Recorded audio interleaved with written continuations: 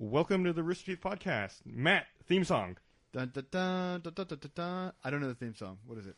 Do we have one? It's different every week. That's different every week. You know what? The theme song that's in my head right now is my 4-year-old goes to this church kind of class thing he does, and he's somehow single-handedly switched from saying prayers before lunch to now the entire class of 4-year-olds all sings the theme from Superman, but barking as if they're dogs.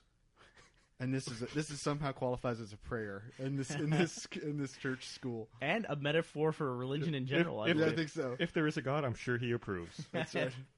or she approves. Ruff, ruff, ruff, ruff, ruff, ruff, ruff, ruff. I think is how it goes for like 5 minutes. You know, I just got an aim from Ben just now. It said something is the best web invention I have seen in my lifetime. So the question becomes: will Ben hate this thing before the end of the podcast? I'm wondering if he's already hating it since sending that email. It's like I totally sent that email. I hate it already.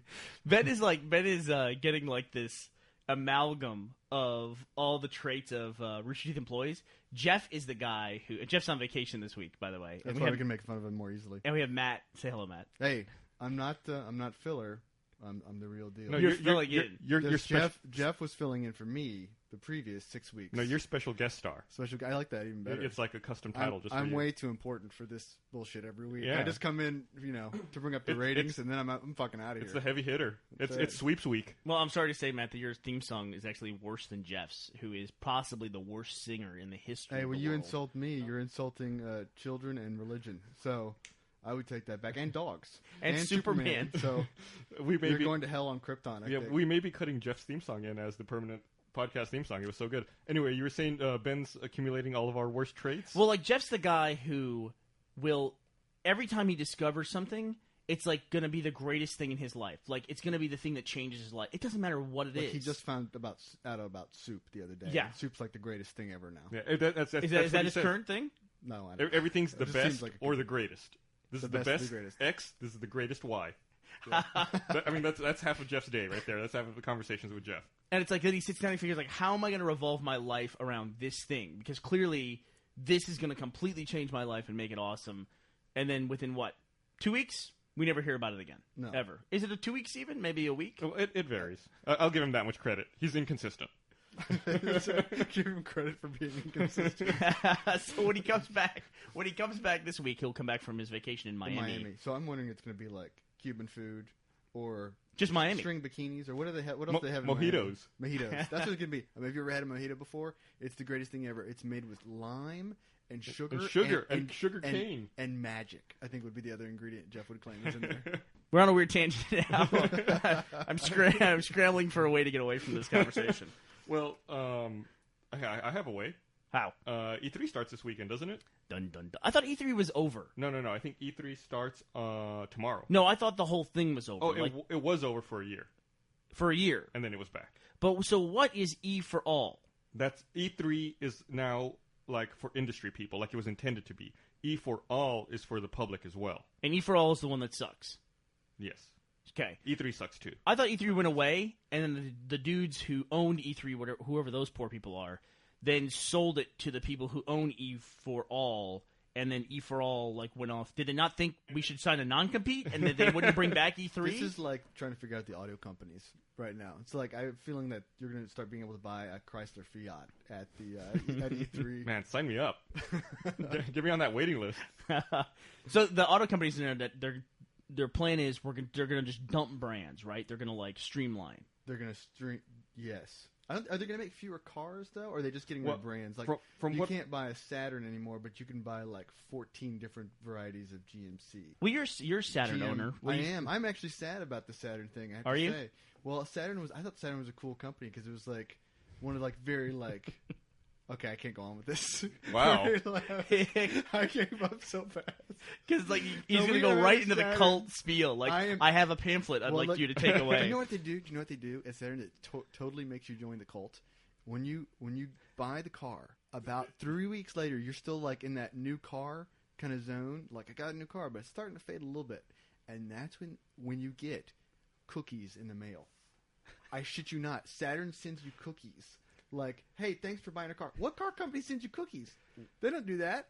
No, nobody does You that. get cookies. It's really weird. I'm But very- you get them and you're like, hey, this is I'm on board I don't know with why. this. Maybe it's my nature. I'm very wary of baked goods in the mail. But you know what? The cookies that they send you have that new car smell. You know, So you know- it's really fun. Trust them. I mean, You know, another great thing Saturn wanna does bite is right in. They smell like the evergreen tree that you hang on your rearview mirror. Saturn also lets you pay sticker price for your car. what does that mean? That's true. Everyone will let you pay sticker price That's for your true. car. It's like a no They have haggle the no thing. haggle thing. Yeah, There's a whole long explanation about no haggle thing. Would you like to hear that? I would. No, you wouldn't. 'Cause Is it it's- long? it's- How it's- long? It's too boring, actually. It sounds like you I pay was the price on the expecting car. you to go, no, don't tell us It that. seems like and I was every gonna week get we there. talk about something that's dead. Last week it was Paul Harvey. This week it's Saturn. Yeah, I got Yeah. accused of Did- being too old to make a Paul Harvey reference, but you made it. Paul so. Harvey drove a Saturn. Did he really? No. Jesus. Rich Hall did. All right, I can feel us sliding backwards here. Okay. We're gonna have to start cutting brands here ourselves. Really quickly. Let's abandon the Paul Harvey. That franchise is done for us.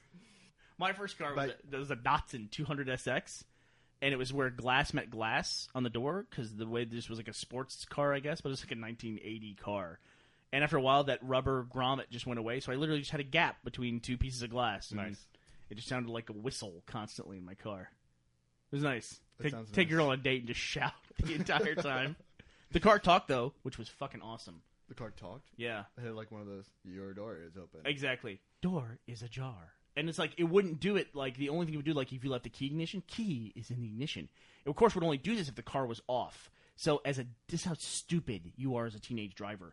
To show people that my car would talk, I would get up to, like, 50 miles an hour, put the car in neutral, turn the car off, power steering, turn the car off, and then pull the key out or open the door with the key in so it would say, your door is ajar, or key is in the ignition. Why couldn't you do Your this? lights are on. Why couldn't you 50 do this miles while an you hour. were parked?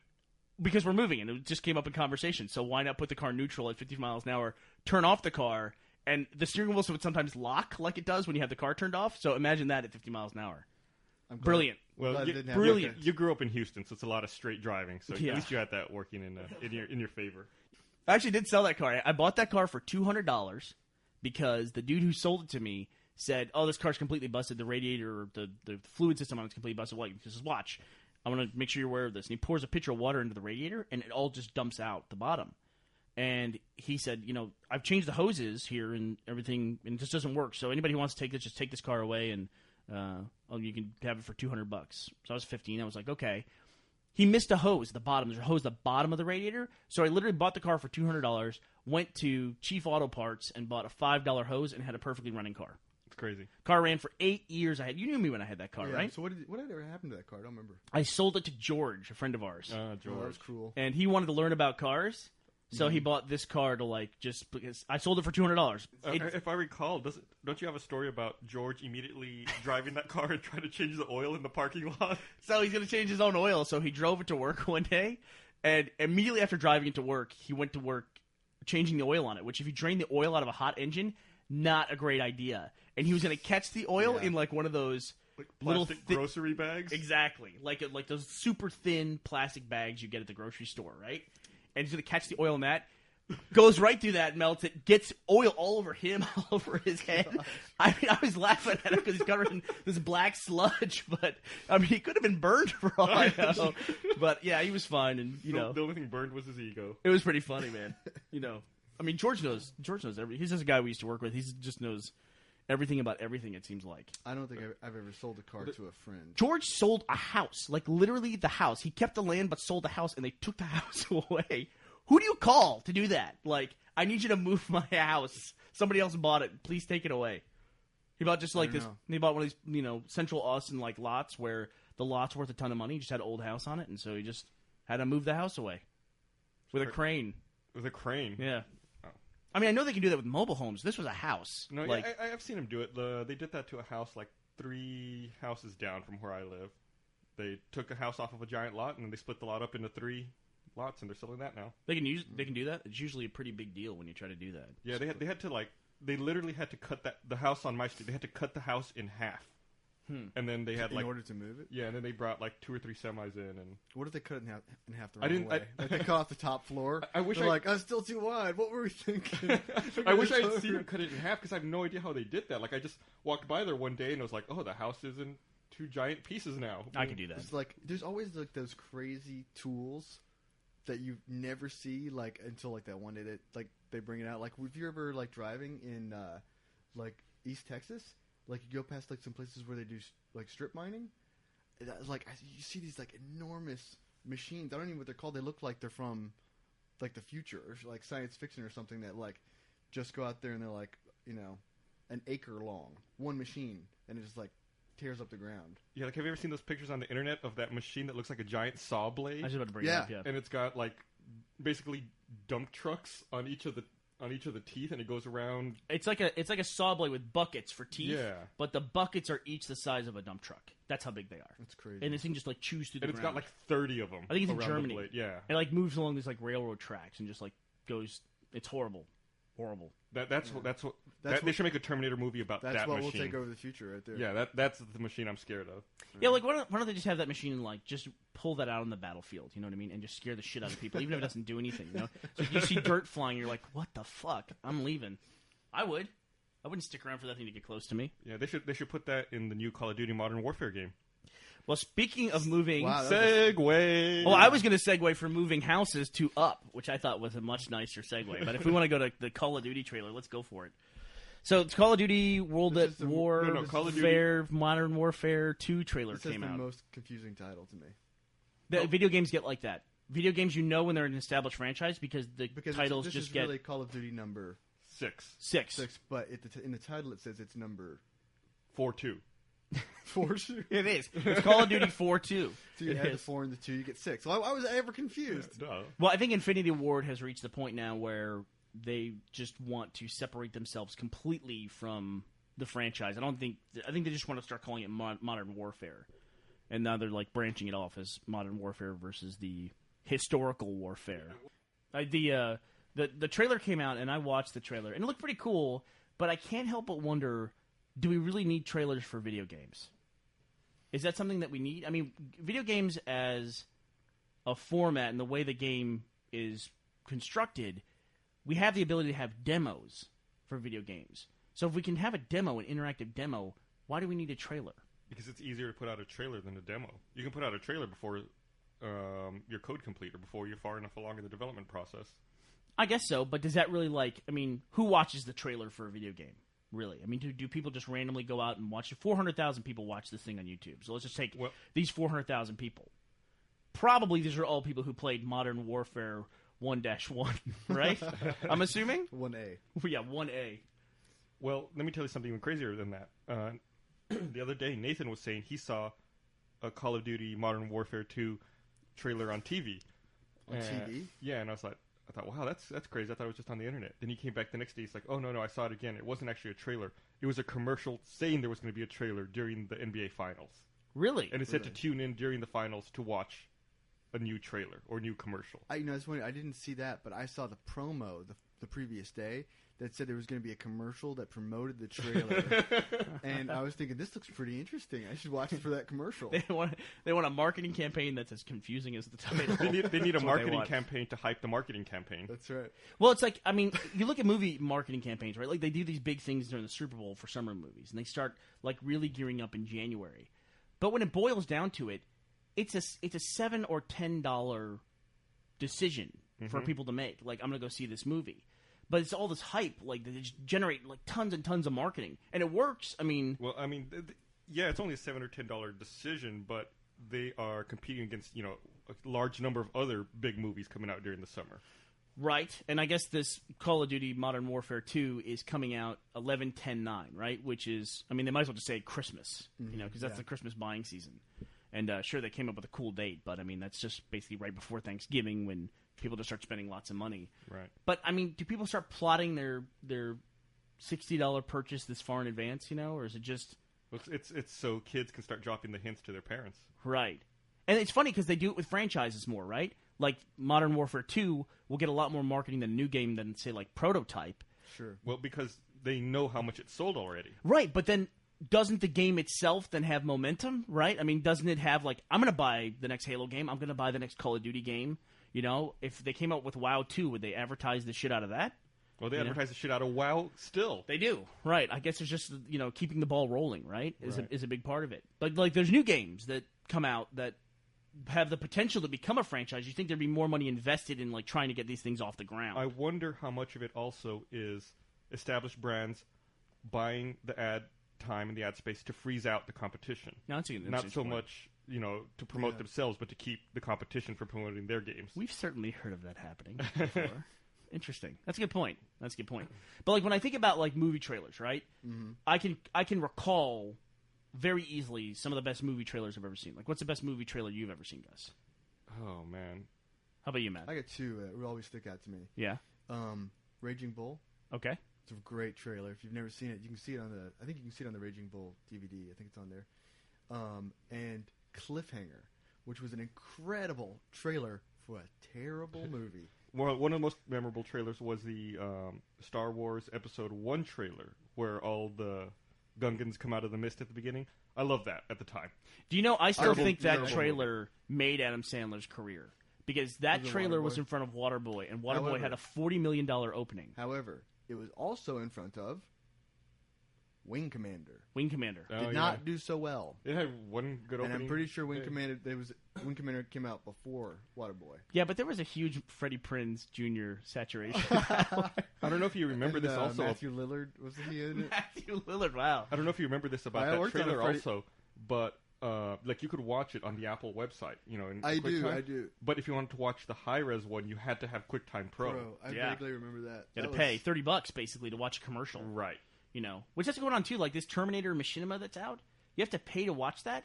But isn't that basically just like a promotional pay? thing? You have to pay to to watch that. Yeah, Yeah, it's $3 an episode. No and way. There's going to be 6. it turns out basically more than the movie. There's a lot of promotional stuff out there right now that's for money. That's people they want you to pay to watch or consume. Like those Star Trek comics that were on the iPhone, which were pretty good, but those were like $1 each. It's almost $5 by the time you finished it. It's like let's go see the movie again.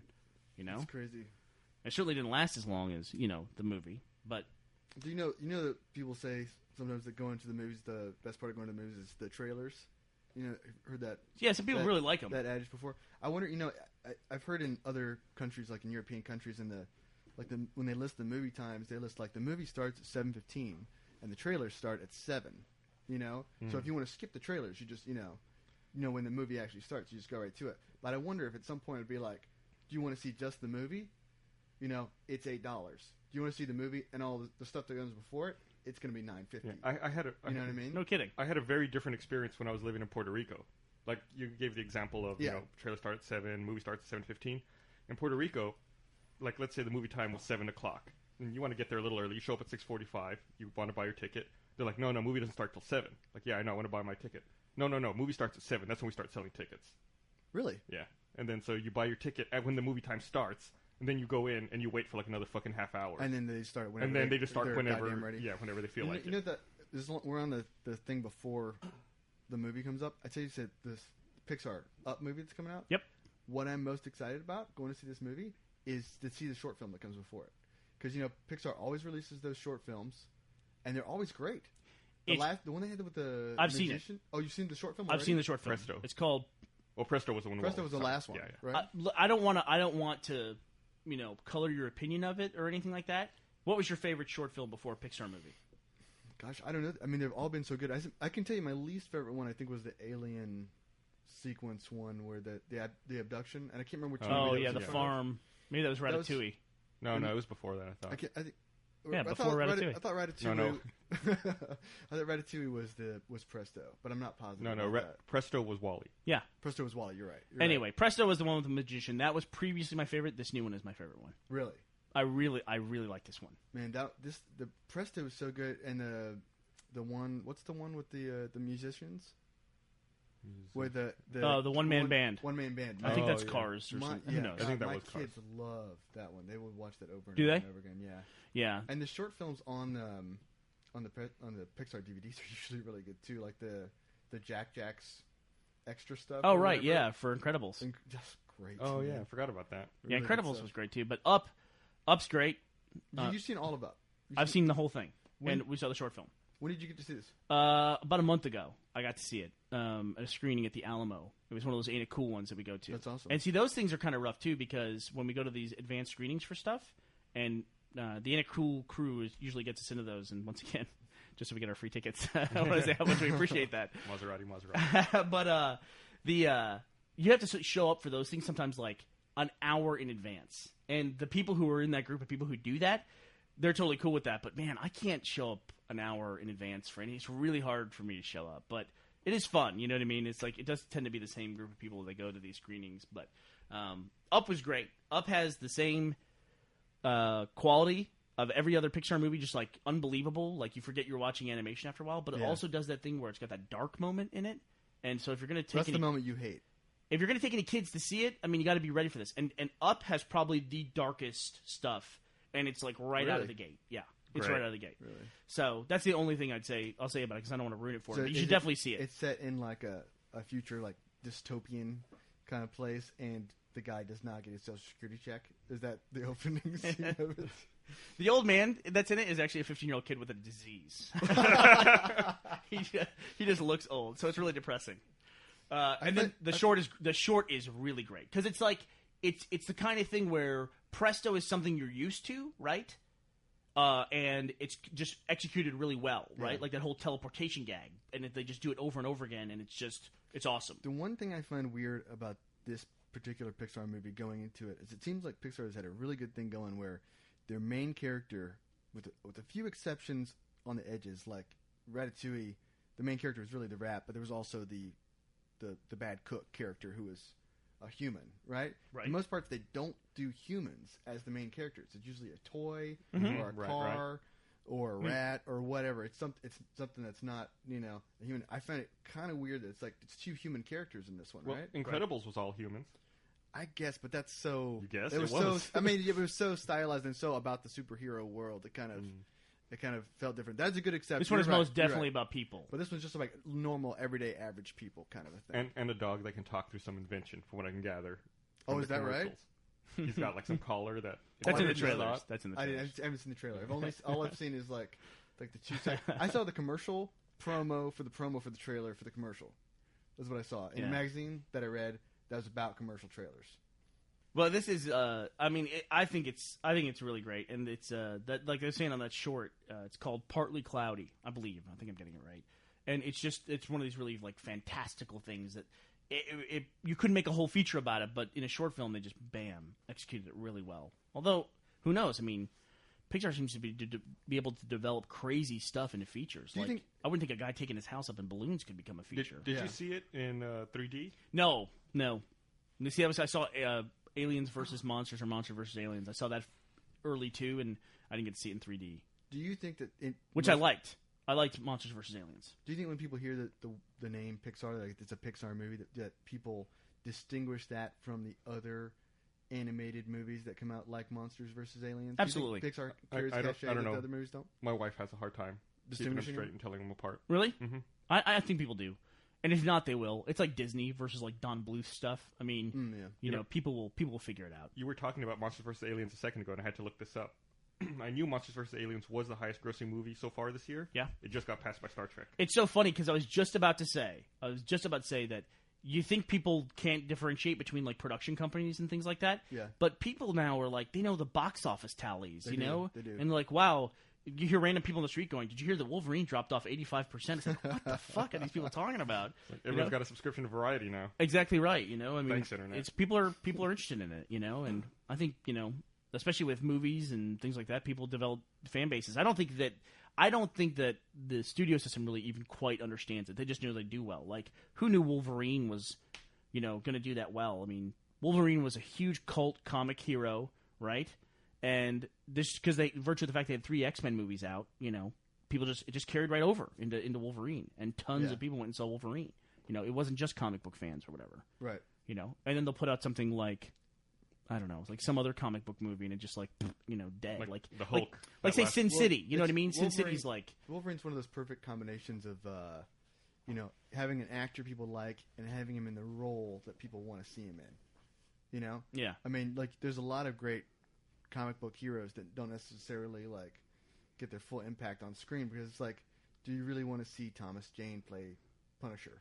You know? Yes. I mean, it doesn't really it's not really what you're looking for. You know what I mean? I want to see John Lithgow see John Lithgow play the Punisher. He's gonna be a Mxyzptlk or whatever from Superman. They just shrink him down.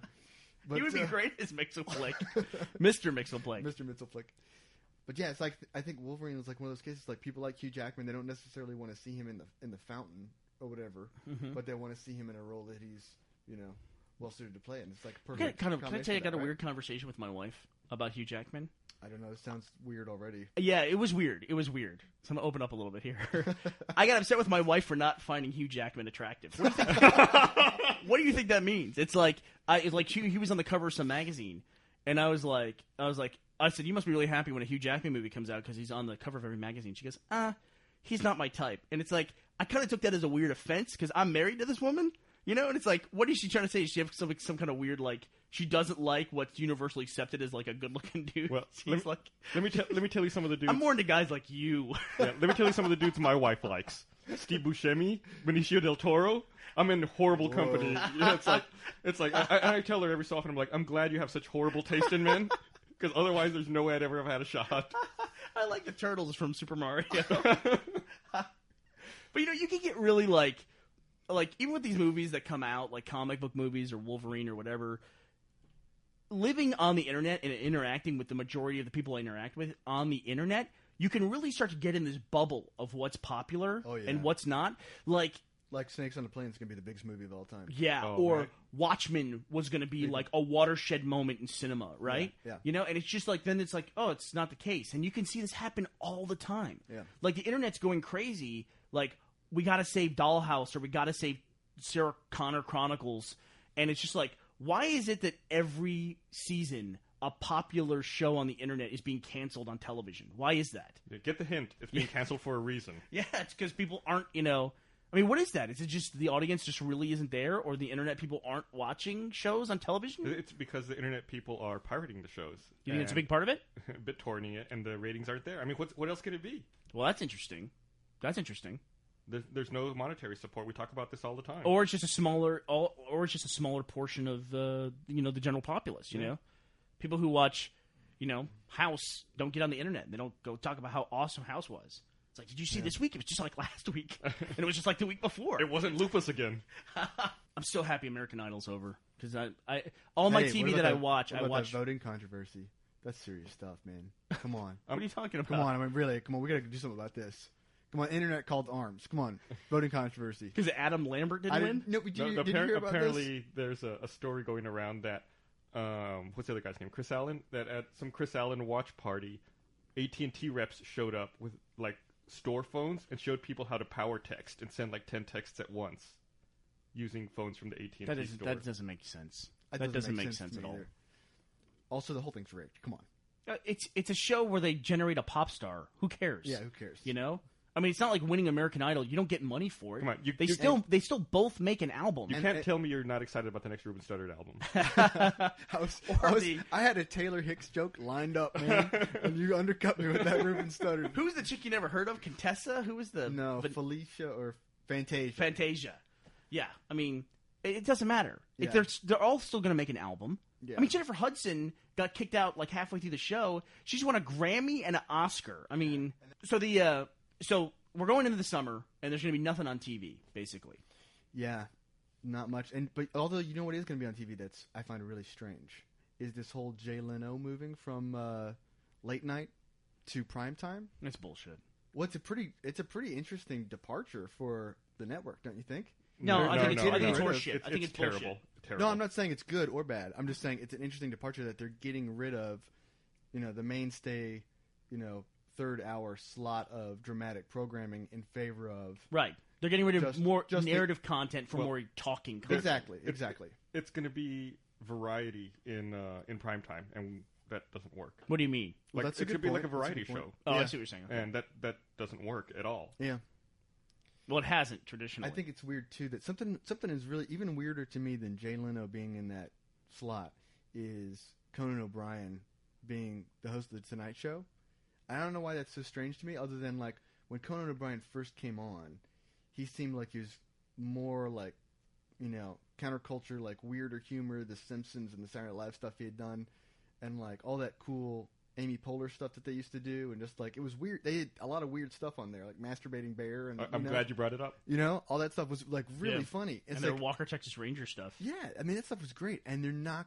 I don't think they're going to be able to do that. No, but David Letterman threw stuff off a 5-story building, and when he went over to CBS, he didn't do that stuff. I mean, Letterman would get in a bowl of cereal. Remember that stuff? I guess that's true. Letterman never seemed like he had quite the same weird edge that Conan had. He was pretty weird, though. He really was. I mean, Letterman had Andy Kaufman and wrestlers on. How old are you?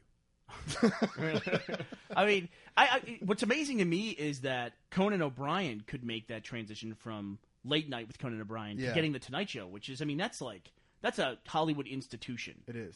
And Letterman couldn't make that move. You know what I mean? Right. Conan O'Brien could. Like, Conan O'Brien, to me, still doesn't seem like a real talk show host. Right. He's not an interviewer. He's just like a guy who's funny at parties, and he has some funny sketches or something. You know what I mean? You know who's a guy who's not a good interviewer and who is not funny at parties? No. Jimmy Fallon. Well, Jimmy Fallon, though, seems to me to be the same level as Conan O'Brien. You know? The same type of like Jimmy Fallon taking over Conan's show, he immediately seems at the same level as Conan to me, even though Conan did it for 11 years, 12 years. Yeah, that makes sense to me. Yeah. And then there's like the guy who's after them, like Carson Daly or whoever's after them. Craig Ferguson? Carson Daly he's on show? Craig Ferguson does like a 30-minute monologue every day. 30 minutes? It just goes forever. Is he speaking that Scottish accent the whole time? Yeah, he's awesome. He's awesome. Like that's a dude you would love to like show up at a party. He would just take over the entire party, talk for an hour and a half straight, leave, and you'd be like, what the fuck just happened here? There wouldn't be anybody else left at the party, though. No, they would have left 15 minutes into the He's entertaining. I haven't seen any Jimmy Fallon, so I can't talk about it. Yeah, it's rough. The only thing I remember about Jimmy Fallon, really, was that he ruined every sketch he was in on his last season of Saturday Night Live. Especially if he was in laughing? with the laughing. Well, I almost did that. Now ruined our last he can. Now with his talk show, he can look straight into the camera and not ruin anything with it. SNL, that was his two things. He'd always look straight into the camera and laugh. The good thing that they don't have a picture of Horatio Sands' face behind the teleprompter, right? I think that was what did it to him every time. He would look over Horatio Sands and just he couldn't keep it together. And Jimmy Fallon's show could catch on fire, explode, fall into the ocean, and get eaten by a shark, and it still wouldn't be as dramatic as a decline as Amy Poehler going from Saturday Night Live to that fucking horrible show on NBC. Yeah. And there's I don't know who's running that thing, but they're taking other people down with them, like the dude from Human Giant, Aziz. It's just like they need to just yank that show, or I don't know, do something with it. That'll probably be one of those shows where they completely redo it in its second season. Like, it doesn't even look like the same show anymore. They do that occasionally. Like, didn't they do that with that Joey show? I think so, yeah. Like, didn't he get, like, a girlfriend or something like that he didn't have before? Yeah, they, retool the show completely. Like, suddenly he's an astronaut. And it's like, well, he wasn't an astronaut the first season. It's like, this is Joey. It's got to happen organically. He got an acting job as an astronaut, therefore he is an astronaut. And then NASA thought he was a real astronaut because he did such a good job. And next thing you know, he's in space. Holy shit, we just wrote a new sitcom. This is a badass sitcom. Can we sell this right now? No, we copyright this. Stop taking it, internet. Stop recording. Gus and I are being ridiculed for just these bald faces we have now after the saving face video that we made. Well, we were talking about the, Jimmy Fallon cracking up, and I was telling my wife last night about the scene that we shot, the one shot. I had to actually leave the room. The line that Burnie does with the mustache, where he says, "Are they going to do work at an auto plant?" What do you do? Work at an auto plant? I don't think so. When he said that, I ruined how many takes? You probably 5 ruined like takes? 4 or 5 takes. And we were shooting backwards, so it was like one of the last things we were shooting. And it was hot, and because we had to turn off the air conditioner and stuff, and we're in Texas. I still don't believe we have to turn off the air conditioner, by the way. Well, listen to the other one that we shot that we're throwing out the audio for, but we're doing that line, and it's something about it. Like, once when Burnie got to the part where he like does the little smirk and the eyebrow up move with the mustache, it was like I couldn't stop laughing every time, every take. And I looked at the outtakes of it, and after every take, it's like Burnie's doing a great job, and he gets to the end, and his eyes like go above the camera to me, looking at me, going, "What the hell's the matter with you?" And then it's just like you hear footsteps. And Did you end up using the first take? No, I used the one where I was out of the room. Oh, really? Yeah. I think I ruined a few takes during Captain Dynamic when Ed was doing his. A few? Like Captain Slippery and Captain whatever. Yeah. I had Yeah, it was funny. You wouldn't even be in the room. Then, like, we'd get to that point, you'd walk in just to hear, like, it'd say Captain Slippery, and you'd burst out laughing, and then you'd walk out. And everyone would be like, motherfucker, not again. It was funny. It was funny. We had a good time. What else do we need to talk about, Gus? You're running this. We should probably wrap up here pretty soon. Oh. Anyone got any last things they want to talk about? We have a play date for Halo Wars on Friday night, depending on when this podcast comes out. Tonight is Friday night, the 29th. Mm-hmm. Hopefully the podcast will be up before then. Hopefully so. And then we have some other stuff we're working on now. Gus is now taking over the podcast from me, so he'll be putting it out. You can, I should probably plug this, you can now subscribe to the podcast via iTunes and get it automatically synced up with your music player. Yes, please do, because we want as many hits as possible so we get money from the hit company that pays you for hits. Is that how that works? You can still visit our website. Please come by and say hello. And what else do we need to discuss? Anything else? Drag Me to Hell's coming out. Anybody got any comments about that? Up comes out this week. We already talked about that. Drag Me to Hell. I love the idea of Drag Me to Hell and Up coming out the same weekend because everyone, like on every entertainment website, talks about it in terms of counter programming. Like it's this thing you do. Like if there's a kiddie movie coming out, obviously you release a horror movie against it. So if Drag Me to Hell and if Drag Me to Hell is the horror movie this week and Up is the children's movie this week, what porno is coming out this week? All right. Well, we got to go. Thanks for listening, everyone. Thank you. Thanks for joining us, Matt. I won't be here every week because I am a special guest star, but I did appreciate the. Wait, I didn't get any applause or anything. Sarcastic applause. It was sincere, I assure you. Goodbye. All right, bye. Bye, everybody.